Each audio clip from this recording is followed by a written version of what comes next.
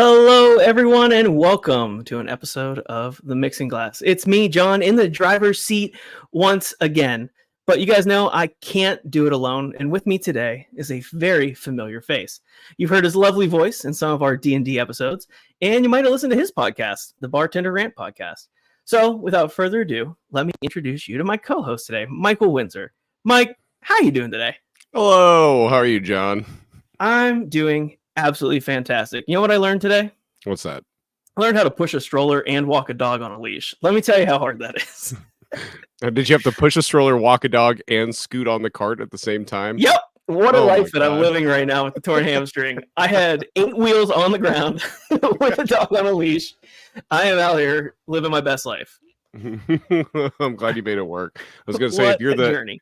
Yeah, I appreciate you having me on. Now, if you're the driver today, then that means I'm the passenger princess. So I do appreciate that, but that's going to be the vibe for me this show. So amazing. We love having a good passenger princess. I promise I won't push you in a stroller though. It's going to be great. I would have liked to see that. You never know. That costs extra. Does the dog help pull you along at least? Absolutely, until she wants to go run up a tree, and then it's all hell breaks loose.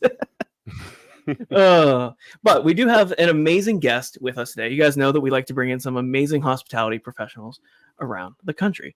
So today we have a fantastic friend of ours, Bobby Mercier. Bobby has enjoyed 2 decades of experience in the hospitality industry.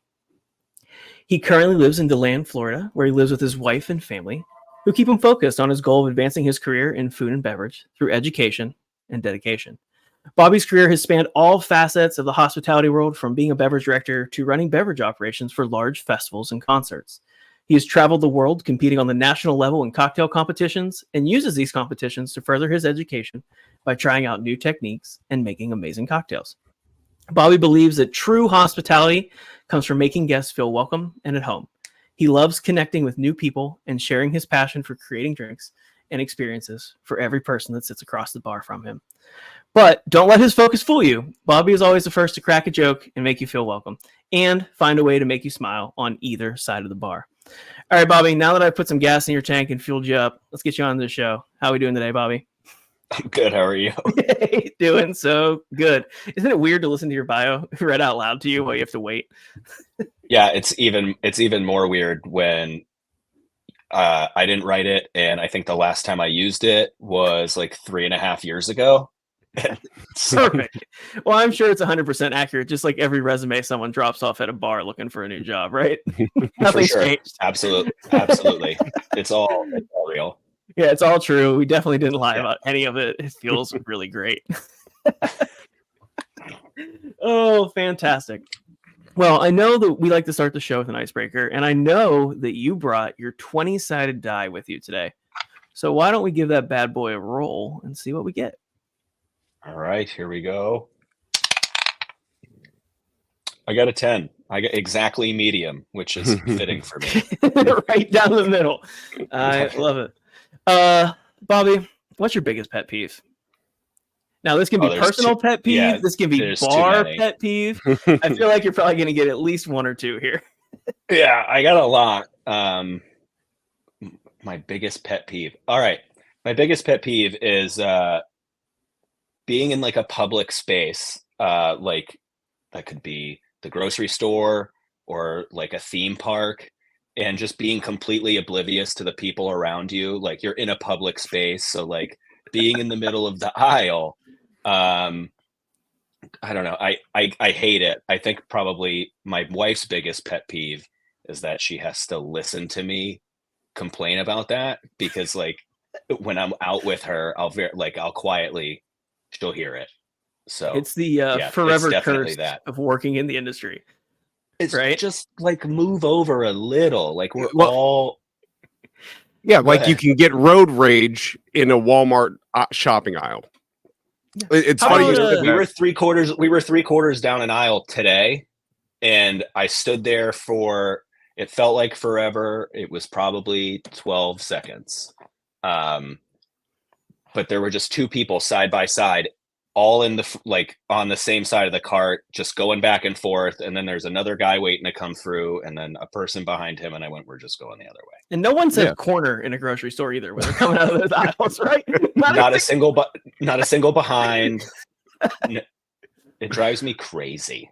I want to go back to where everyone had to move up and down the aisles a certain way. Like, let's leave everything else behind, but let's go back to organized grocery shopping. Oh my God. You mean like IKEA or Aldi's or something? COVID gave us lines in grocery stores. It was so all good. of us are wishing for COVID. Everybody, all of a sudden, everyone knew how to places. wash their hands the way we wash our hands regularly. I know. And everyone like 100 understood times. how to move orderly in public. Okay. Oh, it felt so good. You know things are not going well when we start reminiscing about the COVID lockdowns, guys. Come on. But you know what really wait. triggers? You know what really triggers me? Airports. The amount of people that just like stop in the middle of the walkway and just stops all movement. Everyone's walking on different sides of the aisles. It's crazy. It's worse than grocery stores.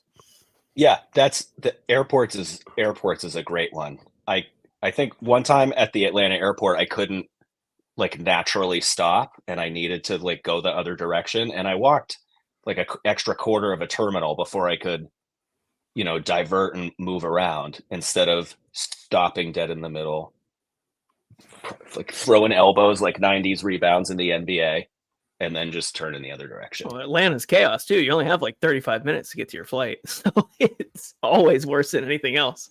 And honestly, speaking of COVID, one of the ways that you can get around this kind of a little hack is if you just cough a lot, people will move out of the way. God damn it. Just saying. If I start coughing in public, I'm like, no, I have allergies. I promise. Yeah. Big coughing allergy. Not sneezing. Mike, what's your biggest pet peeve? It's hilarious that you said that, Bobby, because my mind immediately went, okay, either people like chewing with their mouths open or people not getting the fuck out of the way in like shopping aisles and stuff like that. But yeah, people chewing with their mouths open. I go from 0 to like rampage so quickly. I've stood up and left dinner tables before. I get that. That's a good one. I hate when people like smack things that don't need to be smacked. Right? Like, I think that's it too. So it's like there's a Barney episode about it where they're like, this food is crunchy and makes noise no matter what, but this one doesn't have to be noisy. And maybe that is where this all came from. But yeah, I feel like people are funny. Feel like don't slurp a salad and don't smack a soup. Like, can't do this. Have you ever seen somebody where they suck the soup off of the spoon using their teeth?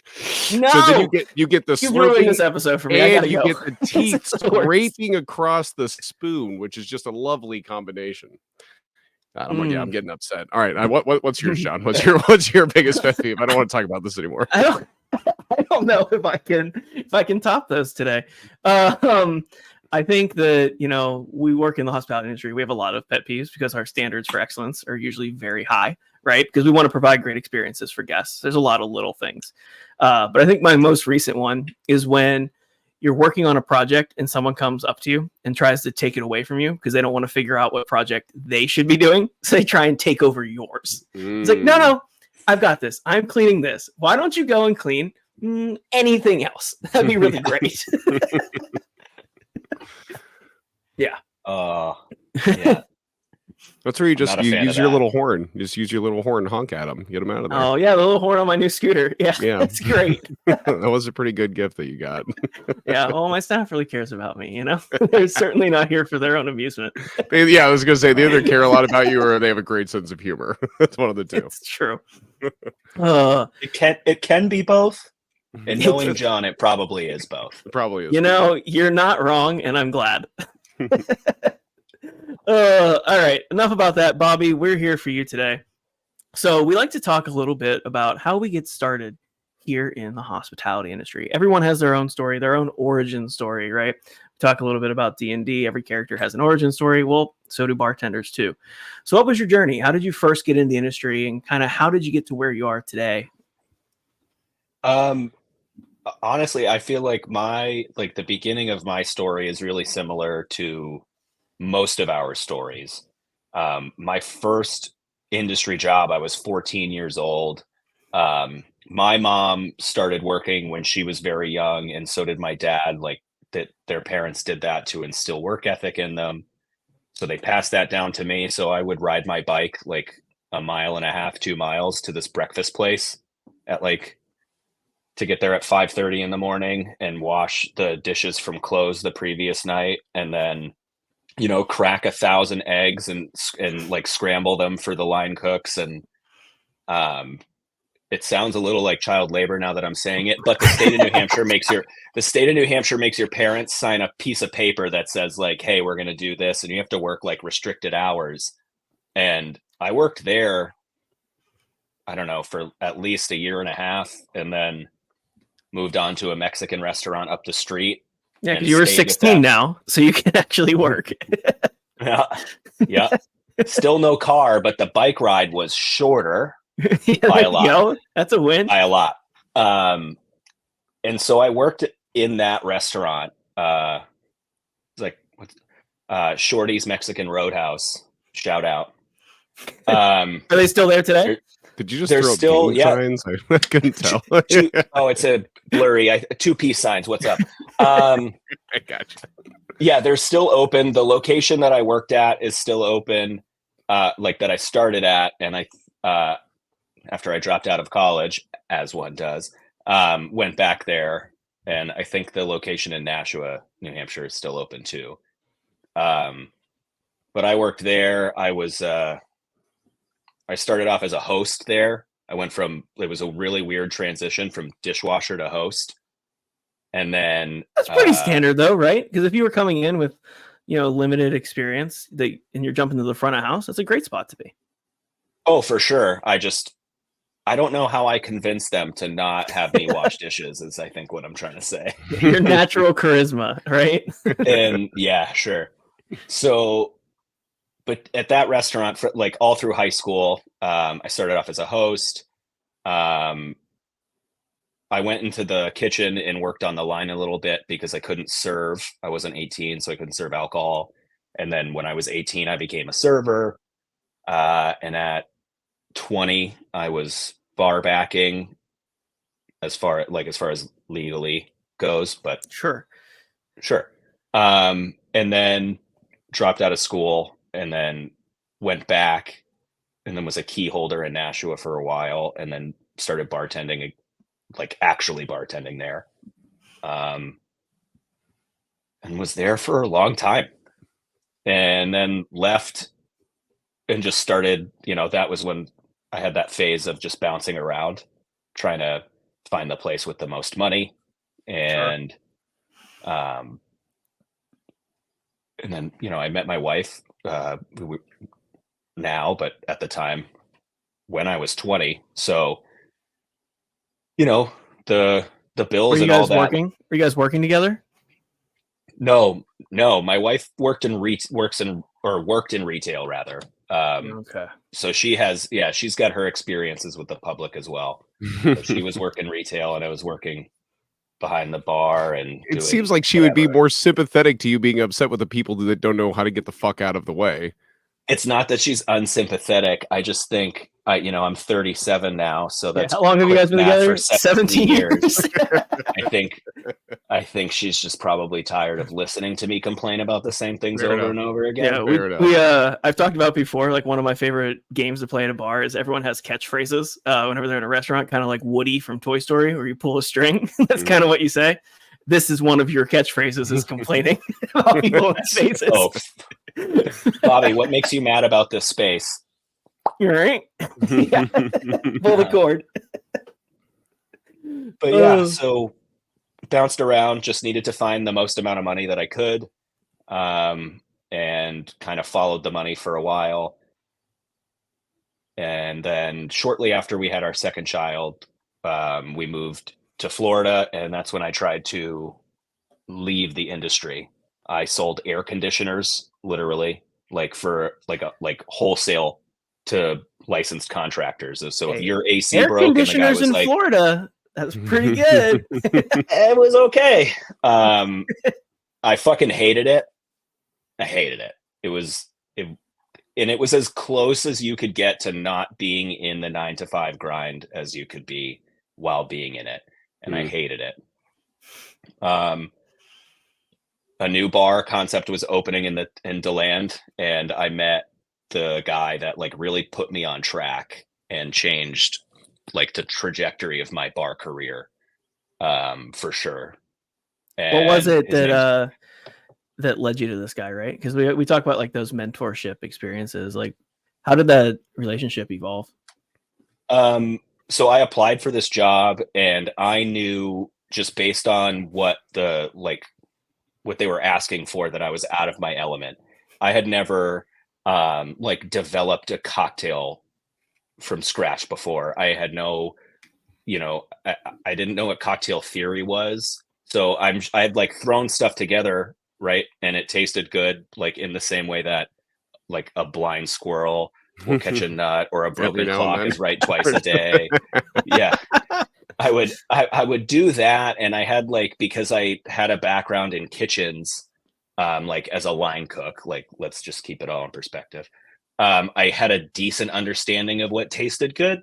So, but I just had no clue what I was doing. I wanted to learn how to do what the job posting did, and desperately get the fuck out of what I was doing because I hated it. Yeah. So I applied, and he knew that I was bullshitting him because he himself was a career bartender. So he knew, but he hired me. He hired me on, I guess, potential. He respected the hustle a little bit, didn't he? He's like, maybe. all right, motherfucker, I get it. Yeah, maybe. Well, it was the same resume he submitted to us today. So for his bio. Funny story. That guy wrote that bio. Really? Amazing. No bullshit. Full circle. I love it. He wrote that bio for me. But yeah, so he didn't hold that against me. He leaned into it, and he kind of shaped me and molded me in a way that gave me the ability to take the next step. He taught me cocktail theory. He taught me, how to teach steps of service. Like I was doing them and I knew it needed to be done, but I had a difficult time communicating that to other people. So we did that. When his contract was up on that consultation, he left, and I stayed, and I worked there. And after a year, 8 months, the owners hired a consultant from Darden, and there was a GM and a bar manager, and the Darden Mr. Line Item Expert was like, you don't need both of these lines. And frankly, they picked the wrong guy. They picked a guy who like ran car washes and bowling alleys, so the bar eventually failed. Wow. Shocker. But that's the only time that's ever happened in restaurant history. Right. Nobody's ever done. But I ended up at the ice plant from that. So that was really the best thing that could have possibly happened for me, because I would have never grown past where I was there. And then to go to the ice plant at the time when Zach Lynch was still there and go through that education program and start from scratch. That is a real like apprenticeship. Like that is, we don't care what you did before. We don't care how many places you've opened, what you've done. You're going to start from the bottom here, and you're going to show us that you learn. Were you part of the opening team? No, I was not. I was shortly, or like maybe a year or two after that. Like I wasn't there when Brian Crowder, who recently left as the bar manager there, when he was originally there, I wasn't there. I was actually, Zach Lynch hired me, and then like 4 weeks later put in his 2 weeks notice because he was on to Diageo.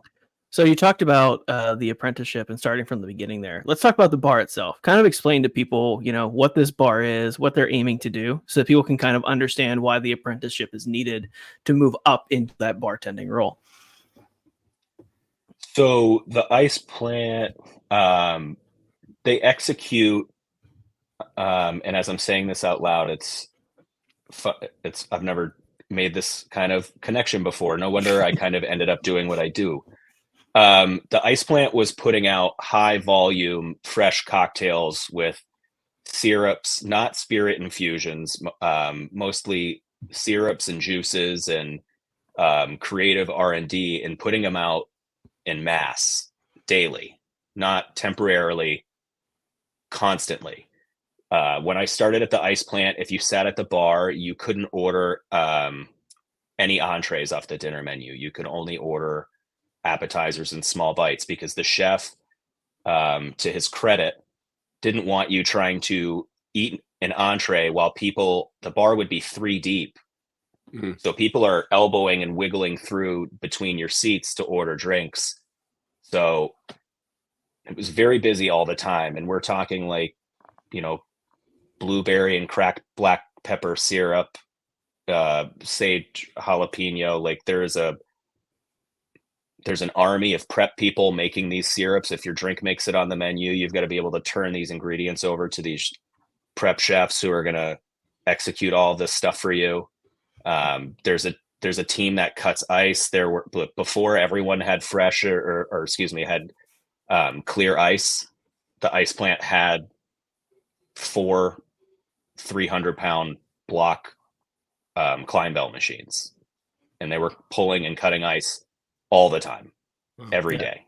And this is in the And early you had to 2010s, right? So this is at the beginning of like the cocktail explosion, when people were starting to learn about the freshness of ingredients and the quality of ingredients and everything that goes and into how them. important ice is to dilution. And Zach is what Mark Volpicelli gave me my guidance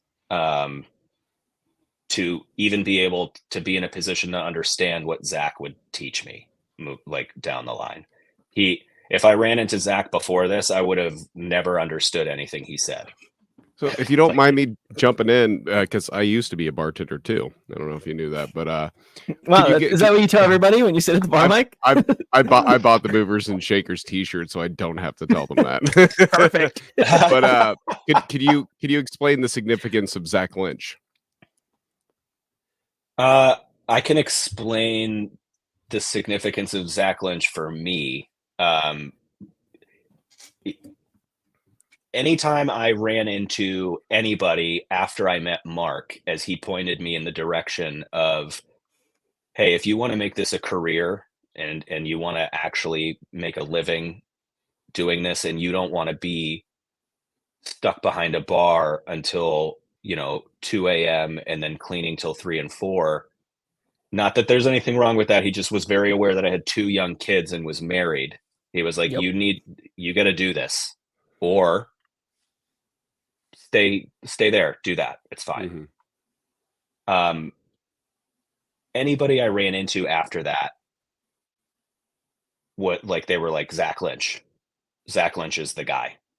I don't know anybody else in Florida, especially anywhere outside of Miami, and maybe even then, let's be honest, he's the guy. He pressed why fresh juice was important. He understood the difference between a cube and a sphere. I don't know how else to articulate it, because he's who I learned from. Mm-hmm. And then when he left, I learned from a team of people that he taught for subsequent years. And all of those people have left to do different things in the industry. There are bars in Asheville that exist now that are still open, that are people from that, from that guild of bartenders that I would just great word to describe it too.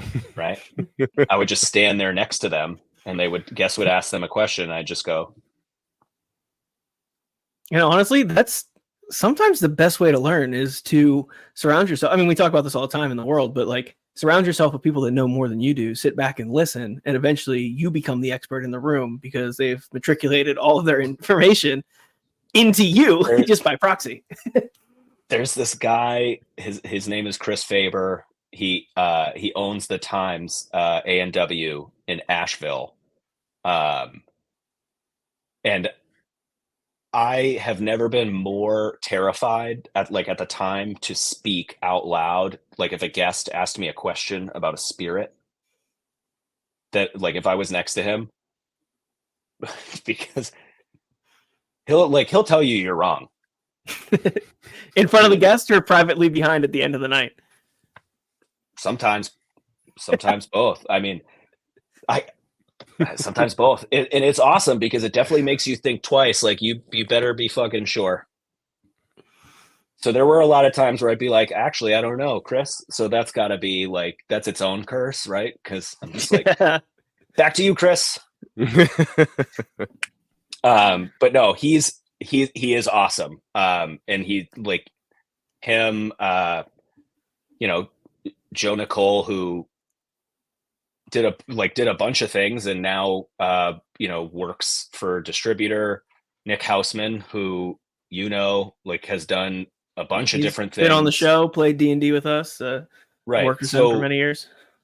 It's just it's like a catalog of people that you would pay to be around to learn a thing like that. It's the word you used, knowledge.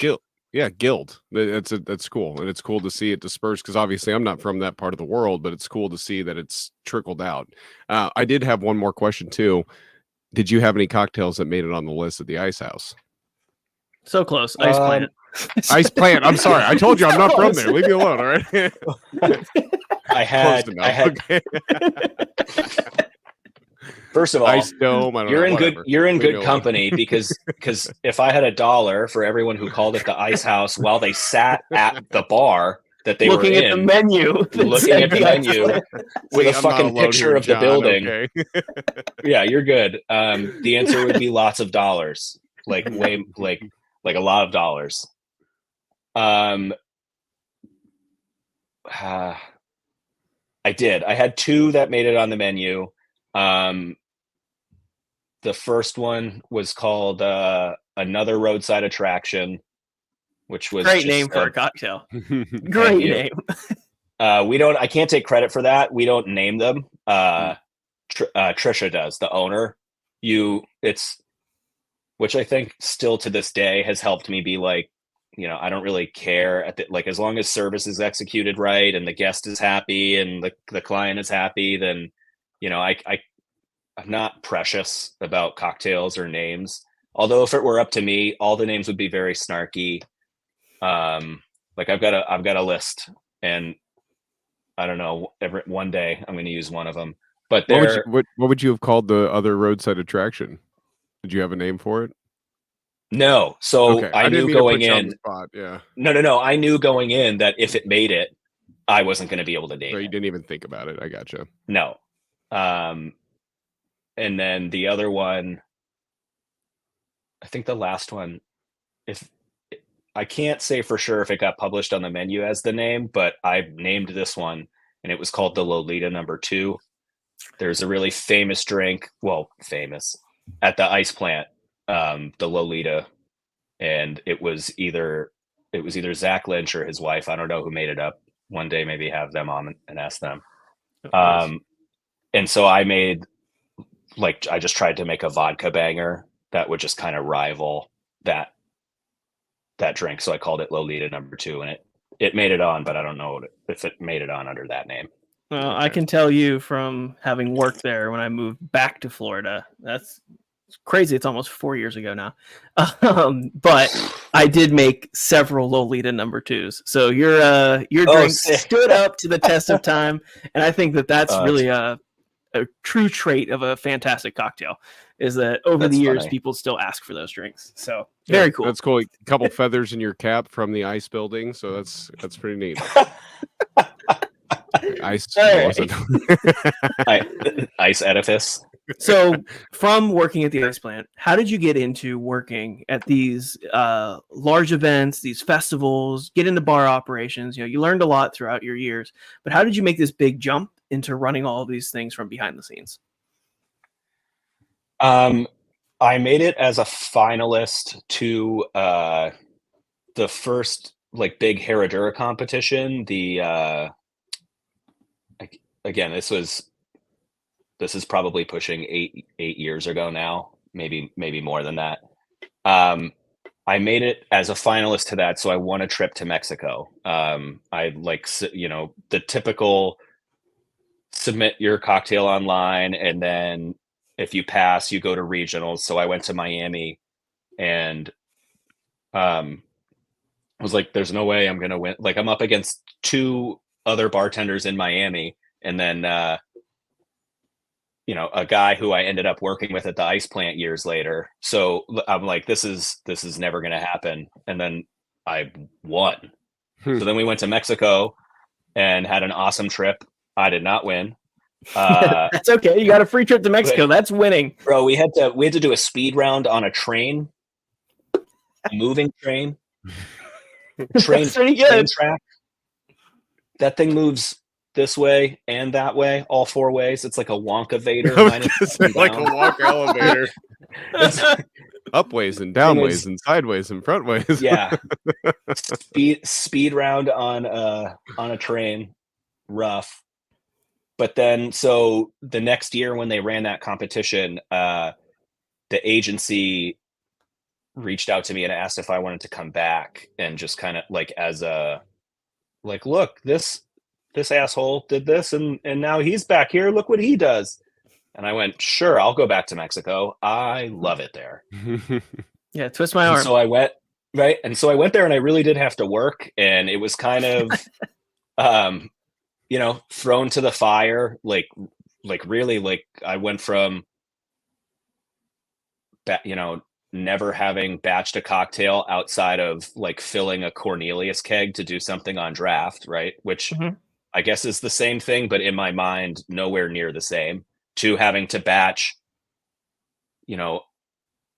hundreds of cocktails at 5 different venues or 6 different venues in a foreign country over the span of 5 days. That's an endeavor in and of itself, trying to find all the ingredients in a place where you don't know where the stores are, trying to get everything together. You have to submit all of your ingredients ahead of time, and then they'll go, we can get this, and this.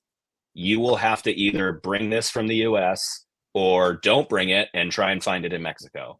So, and that's pretty common. Sealed, yeah, that's pretty common for a lot of these liquids in bags. And well, yeah, if you're bringing it to make 4 drinks, but now we're bringing it to make hundreds. Yeah, like, come on. What are you bringing from the dinners. US? Did you bring any ingredients from the US? Luckily I worked with somebody who had done that a bunch, so I told her what I needed, and she had vacuum sealed, like heat sealed bags, like full of the ingredients that we knew we could not get. Okay, that's pretty cool. It's like, you're not going to find Bekarovka like in Guadalajara. It's not going to happen. Nope. Not even close. Yeah. So we did that. And then the next year, Siri showed up for a second there. So the next year, we did that, and then it happened again. So I did it 2 years in a row and sprinkled in some other like smaller work between that, as I kind of realized, I can do this. And why doesn't anybody else think this is possible? It's really kind of simple. Just, I have a recipe right here, and you say you need 250 of them. So calculator and yeah. Bartenders don't like to do math. So with these powers combined, I've got 250 drinks. So there's a little bit more to it than that. You're being very humble, but there is more to it. So I did that over and over and over again. And then people started hiring me to help them do that. And it took me a minute, because I'm not the brightest bulb. It took me a minute to be like, wait, if these people are getting hired to do this job, and then they're hiring me to help them, and I'm doing most of the job, I might be able to like actually go out and get these jobs myself. So in the same way that we all kind of just lie on our resumes and hope we figure it out along the way. That is exactly how I found myself in this position. So what was the first? And you know what it is, John, with with TPC, like that is an endeavor. So you know exactly what it is. Oh, absolutely. It's fantastic. It's fantastic and difficult with all its challenges, but it's always worth it at the end of the day. What was the first big event that you ran by yourself, and how did that look? What were some of the challenges that you had to kind of overcome and get ready for? The first thing that I really did by myself was when Jack Daniels first launched the Gentleman Jack whiskey sour series years ago. I got called in to do the beverage managing position for that regional competition. So when the competitors showed up to compete and make their drinks for the judges, I had to organize all of the juice, all the ingredients they needed, and then help produce the event, do the event production side of it. They showed up. That was a little bit more low key. I just, secured some juice and, different kinds of eggs, because it's a whiskey sour competition. So quail eggs, duck eggs, chicken eggs. You got it. So I just kind of showed up and provided that and set it up and made it look pretty. And the bartenders did their thing. And then after that, I was an assistant at a couple festivals and then took them on myself shortly after. And what do logistics for working some of those larger festivals look like, right? Because you're talking about going from a cocktail event with, I don't know, maybe 10 bartenders max to 50 to 100 attendees to a festival that can go up into the tens of thousands. So what does the upscaling look like on the back end? So there's way more nuance to that than I'd care to admit. You have to take a lot of things into consideration. Is the event family friendly? What time of the year is the event? We're in Florida, so you don't want to run creamy drinks or booze forward drinks at a festival in May.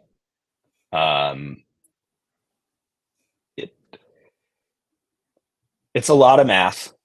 It's a lot of checking in with the event organizer and seeing what ticket sales are.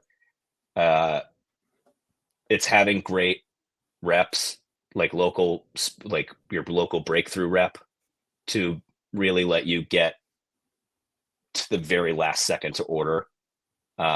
Because when you run out, which is good to a degree. I love hearing that we're running out of things 3/4 of the way past a festival. But if you hear it within the first 3 hours, that is a big failure. And it's a lot of money left on the table for the bar staff, because they're going to lose that in tips. And the festival is going to lose it in sales. And then I might lose it because I don't get hired next year, because no matter what the festival organizer does, right? All of those, if it's a music festival, all those great musical acts, if all anybody talks about after the festival is how someone ran out of seltzer, that's not good. So you have to just consider your crowd, consider the time of year, consider if there's food, how long the festival is. It's just it's almost like playing stocks a little bit, because it's going to be different every time. There are certain indicators, but the greatest indicator that I get is every 2 or 3 weeks, and that window gets smaller and smaller as we get closer and closer to the event, where I go, hey, where are we at for ticket sales? Because I do the 90s Fest every year in St. Augustine. So that's a family festival. It starts earlier in the afternoon. There's stuff for kids there. There's a lot of vendors selling clothes and hats, and there's more food. Go ahead, John. I was gonna say there's like crafts for kids, there's sand art, there's carnival games, right? Like it's running the Yeah. whole gambit. It's a true family event. So, you've got to, the easy answer is would be every guest has 2 drinks, but then, St. Augustine is it's a vacation spot, and it's a really food and beverage heavy, like it's an industry spot. So people are going to drink more than that, but then people are going to be there with their kids. So then that number comes down a little bit, but then, you have to split the day in half because the families are going to come at the beginning part of the day. And then as you get later into the evening, into the headliner, the crowd changes. So those people are drinking way more than 2 drinks every day. And then there's a VIP tent, and the VIP tent is open bar. So where are we doing? John, stop me if I'm stepping out of the bounds here, but stop. No, I'm just kidding. Get after it, Mike. Well, I just kind of want to hear, because obviously it sounds like you're successful at what you've done and you've learned throughout all this, but have you had any like really epic failures, like that just something went haywire and you were just not prepared? I don't mean to highlight negatives, but I kind of want to hear about it, if that's okay. That's where you learn the most, right? Yeah, that's, if it weren't for my failures, I wouldn't be able to do any of this. 100%. I've been really fortunate enough to, man, this is going to sound ugly, but like finesse my way out of them so that at the end of the day, the only person that knows that I failed is me. Which I guess is its own hell. No, we talk about this a lot with events, right? It's like the duck or swan that's swimming on the water, right? Underneath, you're kicking like hell, but as long as the guest and everybody else sees this, just gliding across the surface of the water, who cares? Right? The event is the swan ones. And you're the feet is what I'm getting. I got it. You're the feet underwater. I got you. There are a couple public ones. The first one, shout back out to the Jack Daniel's whiskey like the Gentleman Jack whiskey sour competition. I told you I bought all those eggs, right? Like I was literally that excited to just go and buy a bunch of eggs. So I'm in Portland, it's like my first time on the West Coast. So I super have no fucking clue where I am. And I'm like, all right, where could I go to get like a bunch of different kinds of eggs? Because even in running errands for an event, I need to be efficient. I need to do this the best way, or that'll piss me off. Mm-hmm. So I settled on this, like the biggest Asian market I've ever seen in my life. Like as far as inside a building, like huge Asian market grocery store. All of the efficiency that I lined up moving into that was lost in the fact that I dawdled my ass off. Just looking at the cool stuff. Yeah, yes. I can't even. And it's not even like I'm at home, right? Like if I were like 2 hours away in my own car and I could bring some stuff home, like, no, yeah, exactly.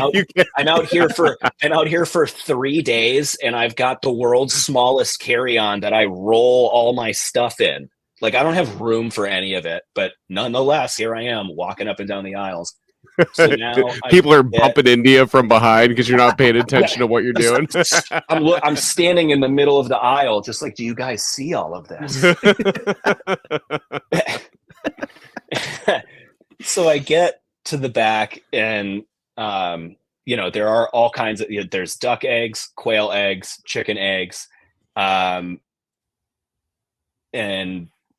there was a couple like eggs that I like didn't recognize the name of, and there was no English type on the packaging.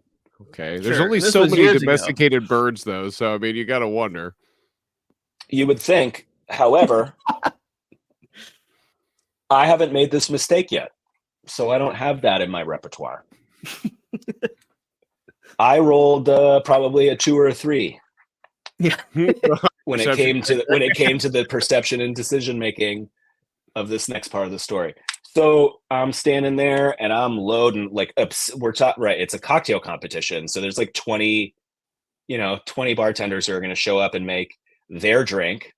and then they're gonna get like this challenge drink. So your boy's buying eggs. Vengeance.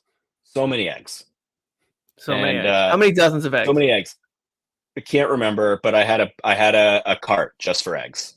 Great. And by the way, I didn't make up the par for eggs. I was told to buy this many eggs. Okay. And I was like, okay, it seems like you're preparing for 75% of these to break in transit, but that's fine. It's your actual Amex. breakage. You want to make a cocktail, you got to break a couple eggs, right? You know? Exactly. Hell yeah, I'm not even mad at that. I fucking love it. And so I load in all these eggs, and then I get to, there were two like no English type on them, and I'm like, well, I'm gonna get one of them. I'm gonna get one.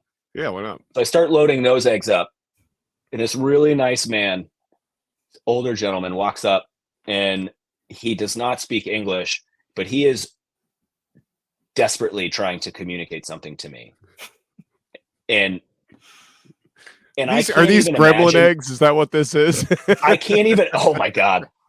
I can't even imagine the level of patience this guy had to have in his head. The moments leading up to, there's no way this guy is going to understand what I'm going to say, but I'm going to try and communicate this to him anyway, because he has no fucking idea what he's doing. So he walks up and he starts, he's gesturing to the eggs, and he's like in the fridge, and he's gesturing to the eggs in the cart.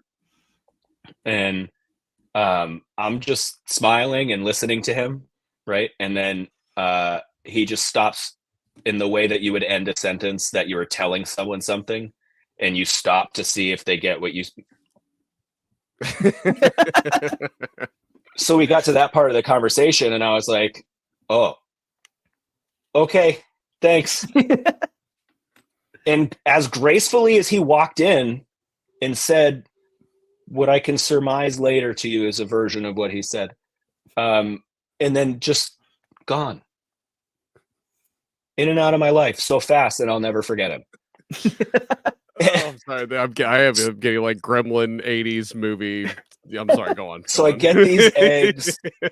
The worst horror movie from the 80s. Yeah, that he's gone at the Asian market and never seen him again. So what crawled out of the eggs? You guys know what ballots are? No, but I feel like I'm going to learn.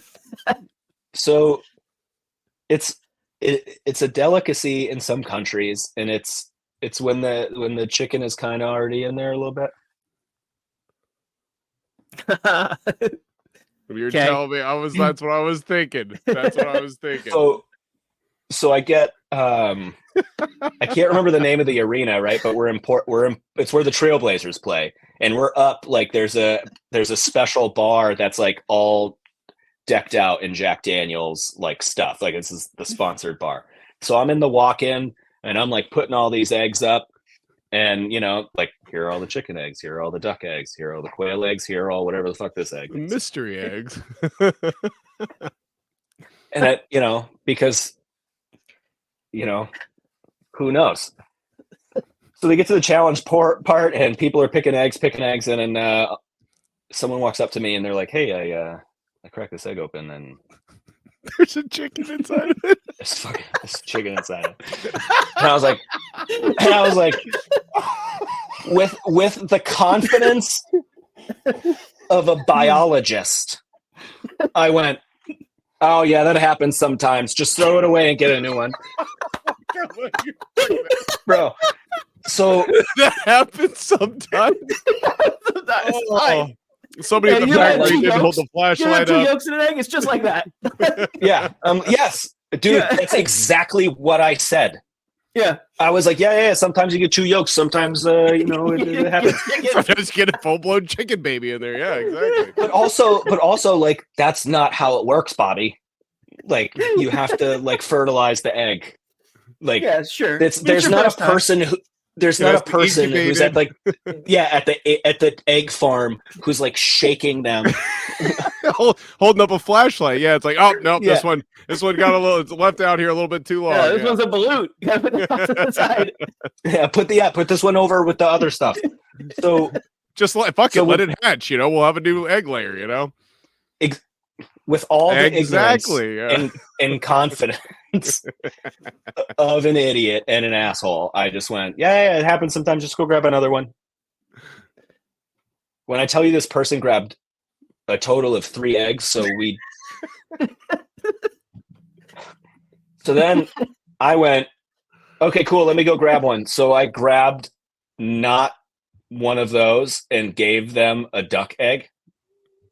Sure. And was like, here you go. And then it worked. And I proceeded to crack like 8 eggs in the walk-in.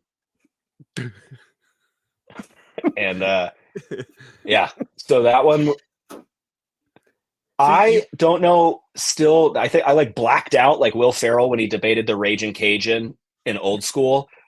I like blacked out to protect myself, and all of the I threw away all of them. Yeah, I must have like walked down the whole at least 4 or 5 dozen of the fetus eggs of the gremlin eggs. Yeah, amazing. That's yeah. incredible. So that was a good one. I think you missed an opportunity because that would make a memorable garnish. It really would, They just float a fucking half-born chicken in your coop. Hey, Bobby, if you thought ice in a coop made you mad, have I got something for you? Have you ever tried one of those, like actually eaten them? Absolutely not, but that would have been the time. Yeah. Well, you had enough of them. Yeah. Like penance. Yeah, like that would have been my version of seppuku. Like instead of disemboweling myself, I make myself eat that chicken thing. Oh, yeah, that was rough. Your mistakes. I love that. That one was public. Like as far as like the back end people knew. That poor like the other people in the event production. Yeah. They just cracking that egg at all. You probably that person has told that story like 1,000 times. And I cracked without a doubt. And there was a chicken inside of it.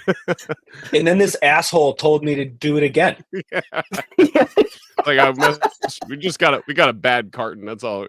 Got left out in the sun a little bit too long. That's all. It's so bad too, because like I've done a lot of bartending competitions, and I know that like sometimes as a competitor, you don't have a lot of time behind the scenes to grab your ingredients, and so you trust the production people very explicitly. Shit out of them. I'm like, sometimes that happens. Just go grab another one. Yeah, like it just happens, and like you're in a hurry. Your nerves are really high. Your anxiety is really high because you have to go get on stage in front of cameras and stuff. And so I'd be up there just cracking eggs and go, gotta pretend that this is a real egg. Here we go. Like, they weren't presenting when they did that. Oh my god, that is fucking great. Oh god, that my face hurts. So good. Great story. Oh, I love the adventure though. I really do. I love the willingness to be like, I don't know what these are, but we're gonna try it. It's really great. Yeah, we're out here just swinging for the fences all the time.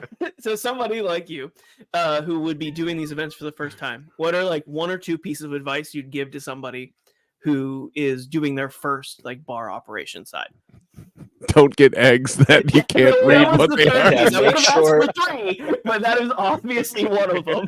So 1 or 2 others. Just quick pieces of advice. Again, like, set and setting, outside of, knowing like your guest count and is it inside or outside. If you're doing a bigger scale, like bar operation, there's probably a brand involved. And then, there's an agency involved.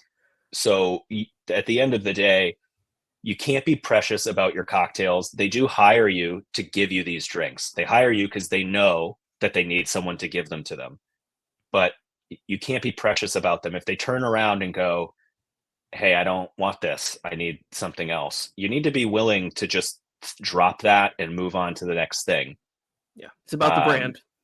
Yeah, it's you in that dynamic, because very few agencies will have someone like that on staff. Like it's such a niche need. You don't need somebody on your payroll who does that. So you have 2 clients. You have the brand and you have the agency. So make them happy. And the easiest way to make them happy is make your guest happy. So is it a dinner? Make the drinks match the dinner. Is it a festival? make the drinks match the festival. Do you enjoy that that creative side of the job, kind of being able to, you know, use a little bit of your imagination to make the festivals flow properly? Yeah, I very much enjoy creating drinks, but I love, you know, like figuring out the flow of a space more than that. You know, like how do I think people will move? So like with festivals, how do I need to make this line work? Where are It people goes and full circle back to the lines at the very beginning. The yeah, pet peeve spoke so much more about you than we really understood at that point in right. time. How do I I get do it so this so these I can tell people motherfuckers where to don't stand. exactly. Not right here, motherfucker. People are walking. Get out of the way. I do enjoy the operation side of it. I find that I like that challenge a lot. It's really hard to guess what 1,000 people or 10,000 people or John with TPC hundreds of thousands of people are going to do. Luckily, you know, I guess on a golf course, you got people who are like, "You definitely can't stand here, my guy." That's So, true. There are ropes. oh, how It do I does get help. that job? I want to be one of the guys that tells people where to stand. Sick. I want to be a golf fairway usher. I just I'll made put you that on the list for volunteers. I got you. Oh. Yeah, so but you know, set and setting, like if it's a sit down dinner, match that. Be on theme, be consistent, um, and be confident. It's easy to second guess yourself when you are the person that multiple people are looking to for answers. And that can be really scary when like the agency who hired you, the owner of that agency walks over and goes, "Hey, what do we do here?" It feel really heavy and weighted in that decision. If you find yourself in that position, you've earned that. So make the decision that you would normally make because that's why you're there. You know, that kind of makes me think about when you were talking about winning that competition, but you were talking about the people you're stacked up against, and you were like, "Oh, there's no way I'm going to win against these people." And I almost wonder if that set you almost at ease to where you were able to perform with what you knew and what you were comfortable with without having too much extra pressure on you. Like I said, I could be way off with that, but that's kind of what came to my mind when you were talking about that competition. Yeah, that's really interesting. I had never considered that, but yeah, maybe. I that winning that competition was was huge. That was a big deal for me. That was the outside of the people that I met, and when I met them, none of this really happens without that moment. Cool. 100%. I do have two pieces of advice to add for anybody from my own personal experience. One, plan in advance. Do all the work at the front. So that way when you get to the event, you're kind of just on cruise control. You can't stop the car from rolling downhill. Get everything ready to go before you get to that last day. Because there is a point of no return. It's like Back to the Future, right? Like there is a point of no return where you can't change anything. It's time to go. Yeah, when you show up the day before the festival starts to load in, and the tent isn't where it's supposed to be. Well, guess what? That's where it is. That's where the tent is. Yeah, so fix it. Yeah. You definitely want to make it so those are the only things you're doing leading into it, because it's months of work leading up to those festivals. It's between staffing and the logistics of where to put stations and batching equipment, and how do we wash this stuff, and how do we wash the stuff that's, you know, sometimes miles away, literally. It's true. My last piece of advice is pay attention to ice. You're gonna need ice. You cannot run an event or festival without ice. And if you are even second guessing yourself that you don't have enough, get more. That is my least favorite calculation. It's the worst. Ice. Especially when you you submit all these drinks, right? And you're like, this drink gets this ice and this drink gets that ice. And then you're like, oh shit, now I have to source all of these different kinds of ice instead of just one different kind of ice. And then your event's in Florida, it's in the hot sun, so you're going to lose ice to melting just to make the drinks.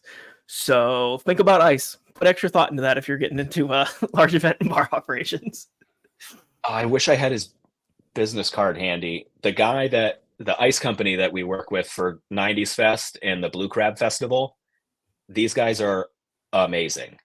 We'll put it in the comments on the video and comments so people can I'll have to get their contact information, because if they can get in and out, like if you put them in a spot where they can just smoothly come in and hook up and drop off, they have freezer trailers. So you give them a heads up on half a pallet down, and they'll just come bring you a new one. They'll take the half a pallet and they'll bank it for you. And you just tell them and they'll keep freezers charged. So I started selling ice for extra revenue. There you go. Because it's industrious. Yeah, because I'm a hustler. As soon as he was like, yeah, we can come in and bring you ice like 30 minutes notice. And I went, cool. What's my cost on ice per bag? Yeah, you're my new favorite person. Yeah. So I started selling ice. So, calculate your ice right and also sell it, because, once it's frozen, it doesn't go bad until it does. That's right. You could refreeze it, can't you? I've heard that. Sure. One giant block. One giant block. Well, just get a cooler, right? Just get a cooler and fill it up 3/4 of the way, and now we're making fancy ice at home. See, look at that. Bartenders. We get it all done. Bobby, we always like to end our show with one final question. And one of our friends who John Moore, brought this on whenever he was on our show. But what is your favorite shift? This can be your own personal interpretation, but tell us about your favorite shift. Oh, man. My favorite shift. Man, it was probably... has to be a shift I worked and was behind the bar. Probably, it wasn't somebody else's shift. That's right. Well, yeah, I was watching you work while I had drinks. That was amazing. I was going to pick an event. No, I was going to pick like maybe an event that I did. Because I was going to say my favorite shift is when you brought the fetus eggs to the event. That's definitely my favorite shift. It's definitely my favorite. It's definitely my favorite story. Nick Hausman and I did a boy band themed pop-up before Oddbirds moved to its new location. That's probably my favorite shift, because I got to sift through an endless amount of boy band music from like 88 through early 2000s. I curated like the most banger boy band playlist like ever. It's kind of an oxymoron, but go on. No. Disney makes so much money off nostalgia, and that's what I did. I did it through music. So Nick designed these flyers, and we were called the Back Bar Boys. Nice. Perfect. Yeah. We had that bar. We had that bar granted, old, the old Oddbirds wasn't huge, but that room was like shoulder to shoulder, people outside, just because the music was blasting out into the street. So it was like a Tuesday night or a Wednesday night, and that bar was crazy. And it's just me and Nick singing boy band music real loud. How many boy bands are there? I can name NSYNC and Backstreet Boys, obviously, but 98 Degrees. Actually, come on. New Kids on the Block. Oh, that's true. 112, Jagged Edge. Boys to Men. That's Boys to Men. See? Okay. Yeah. Okay. See, it keeps coming. You get the creative juices going. Fair enough. Yeah, the 90s were pretty deep. Yeah, and it just creates that good vibe. Everyone's real happy. So a room full of happy people. I always bartending is, I would imagine, a lot like sailing, right? You want a great captain. You want someone who knows what they're doing. But even a great captain will tell you, I don't know the sea. I know how to react to the sea. After years of being on the ocean, I can see something happening over there, and I know how to either move my boat towards that or away from that. But at the end of the day, the sea is the sea. And if the boat goes there, you have to deal with the boat going there. And that's what bartending perfect is. Analogy. That is so good. I love that. So I would do as many things as possible behind the bar to make that ocean more manageable. 2 groups of 2, 2 couples or 2 guys, 2 girls or whatever. Like if there's 2 and 2 sitting next to each other, I'm going to figure out within the first 2.5 minutes if I can make them talk to each other, because they'll enjoy that experience. And then that gives me more time to go over here and do this. That's such an interesting thought too. I mean, that's a way of working the bar that I don't even really ever hear people talk about. It's not just about giving them great drinks, making them feel comfortable, but it's actually helping them connect with the rest of the organism of the bar to not only enhance their experience, but give you more time to do your job even more, efficiently. Well, that's really cool. I really like that. Yeah, it's smoke and mirrors. It's about efficiency. Like you can bartend and you can be a dick, and like that works. Like people make careers that way too, and that's kind of a bummer to me, but whatever. Unless if it's amusing, I'm here for it. I mean, if they're if you work at Dick's, if you work at Dick's Last Resort, right? Like set and setting, that's awesome. But we've all had that moment. And listen, I've been, and John knows this pretty well. I've been known to put a guest in their place, like publicly and with some pretty flowerful language. But sometimes it'd be like that. Sometimes they earn it. Sometimes no matter how far you try and sail that boat away in the other direction, you got to yell it away. Sometimes you have to tell an adult, right? Like to be an adult. It's true. Got to walk the plank. Yeah. Walk the plank. Oh, so good. Well, the reason we asked this question is because at the end of the day, it all boils down to one thing.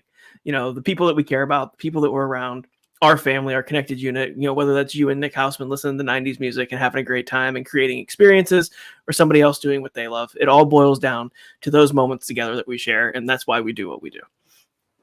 Absolutely. Heck yeah. I think it's time to wrap this up, and then we like to end by doing some shout outs. So Bobby, thank you for being on the show. It's absolutely phenomenal. I don't think I'll ever forget the baby fetus chicken egg story. No. Like that is absolutely I can't wait. But where can people find you? How can they contact you? How can they book you for large events? Give us some information about you.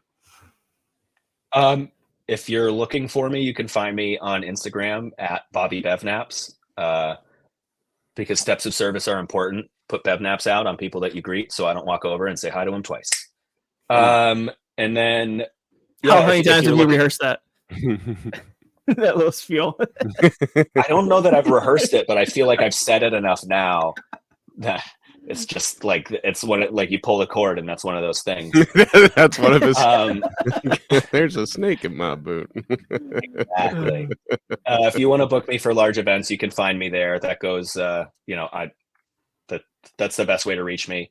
Other than that, my Monday through Friday is I work for a company called Cocktail Kingdom, and I sell barware and glassware. So if you need that stuff, you can reach out to me there. And you should. Yeah, he's a great resource for that. I promise. You guys do any custom stuff, or is it all just inventory kind of stuff? No, we do all kinds of custom stuff, actually. Ready? Hold on. So we made... Oh, here we go. This is the bonus content we're getting for the video. Right. For the people that follow along on YouTube. I love that he left the blur on, because every now and then when you hold up your hand, it looks like you're flipping us off. It's pretty great. Take that. Here we go. Make the blur go away. That's what people say every morning after a hangover. So we made the Mover and Shaker S bar spoon. Oh, really? That's awesome. Yeah, we made this. Yeah, that's and pretty then if you go to Forgotten Tonic, where in St. Augustine, different John Preston Moore owns that spot. He has a mug that it's a ceramic mug. I think he serves a pina colada in it, and we made that ceramic mug. It is Pedro Menendez's head, like from the statue out in the square. That's pretty tight. The sky's the limit, right? Yeah, I mean, you take my madness and my ability to have an art department who can make a 3D image you know, if you can buy 504 of them, we can make it. Oh yeah. Yep, 4 for you to keep and 500 for the guests. That's usually the way it goes. Oh, I wish I could sell it that way. It's just because of the case count. It's a way less cooler operational reason. That's okay. You know, words mean things. You tell them what they need to hear. You make the sale. You know, that's what bartenders do. Oh, Mike, any shout outs for you today? I guess BRP drink along. Come and check out our podcast if you are feeling froggy. And honestly, I'm gonna poach you at some point in time as well. So don't be mad if I start hitting you up in your DMs. Yeah, they have these things called Please. Boilermaker tapes where they tell these amazing little extra stories. Honestly, I think the chicken fetus egg has to be we there. could give it some time, but that's a great story. That's a great story. Honestly, I might have to have like you and Steve or something. I already have heard the story. I don't want to I want somebody else to hear it fresh. That's a great one. That's a great story. I'm happy to retell it. I maybe in one universe or one realm of existence, that patient man, he sees this. And for that patient man, this is for you, my guy. Yes. Yeah. What a gem. He knew. He's like, this guy doesn't understand what he's buying. I've This always idiot. wanted to try those, by the way. I've always wanted to see what that's all about because it looks horrifying, but I don't know. Maybe it's tasty. I don't know, but I can confirm that it is horrifying. Definitely horrifying. So can the bartender that you scarred. Yeah, we know. Oh, by the way, great prank for any bartenders out there. If you have eggs on your cocktail list, go get some of those and see. Swap them. Yes, exactly. I'm sorry. But don't swap all of them. If you have a carton of 12, swap out 3. Yes, exactly. And scatter them throughout the carton. It's too bad like guest shifts and like gypsy shifts are done, because that could be like my thing is like I bring like 6 of those eggs and I just go into your walk-in and I just swap them out. Devious. So good. Devious. I will say though, there was a second where I thought they were going to be 100-year eggs. That'd be good too. Instead, but I do think that your story had a better ending. Oh, absolutely. The 100-year eggs would have been. It would have been. You would have thought it was expired or something. But having a chicken fetus fall out into the glass was like is a different, full semi-developed embryo. Like, oh yeah, like a baby bird looking up at you like, yo, bro, you opened me too early. All right, so that brings me to my first of 2 shout outs. Shout out to PETA. Hopefully we'll hear from you. I was going to say, you never know. Brings a whole new meaning to the abortion shot, doesn't it? Thanks. This episode might get banned forever. So it's really great. That would be fitting. My first podcast episode ever never makes it to. Great. Well, it'll make it. It's just how long it lasts. My second shout out goes to my favorite podcast. Sorry, Mike. It's called Bardtenders. You're probably listening to it or watching it right now. You can check us out on social media at Bardtenders. You can head to our website at www.bardtender.com. We've got amazing resources for hospitality, on-the-job education, and tips for mental and physical wellness for those that work behind the bar. You can also get in touch with us at contact@bardtender.com. We'd love to play D&D with you. We'd love to have you on the show and be a guest here on the Mixing Glass to talk about something that you're passionate about. So we hope to hear from all of you soon. Well, I think that brings us to the end of the show. I think it's time to clock out. And thank you, Bobby, once again for being on here and telling some amazing stories. Yeah, thanks, Bobby. That was great. Great to meet you. Thanks for Get to know you a little bit. Amazing. Let's clock out.